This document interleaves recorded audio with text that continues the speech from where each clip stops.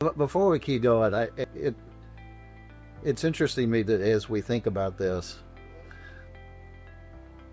I'm wondering, as we walk around our world, am I ever provoked because of the idols around me? Do I have this same if Paul was walking around Waynesboro and Hagerstown, would he point to things and go, "What are you doing?"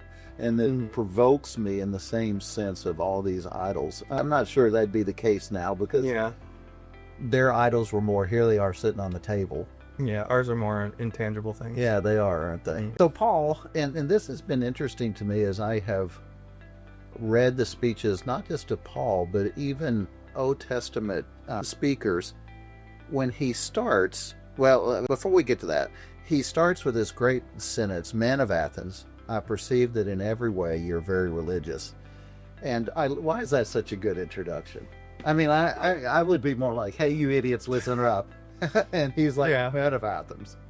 I mean, he's flattering them, because you see this a lot of times through Acts. Paul sees that the Gentiles, they have this yearning for God, and that they're religious, and they want to believe in something, but they don't believe in the right thing. So he sees that they're religious, but their religion isn't pointed to the right things, which is what he gets into next. Yeah. He sees an idol they have for the unknown God, because the Greeks at this time, they had a God for everything.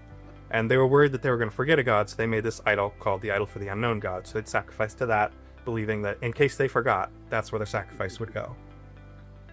Yeah, as I see the way Paul introduces that, I had an old mentor once when I was executive pastor and at a business meeting. I stood up and I was rather blunt, and afterwards, and he gave me a little graphic the next week, a little plaque that said, "Men of Athens, I perceive that in every way you are very religious." He said, "So Mark, the point is, you probably ought to be a little more gentle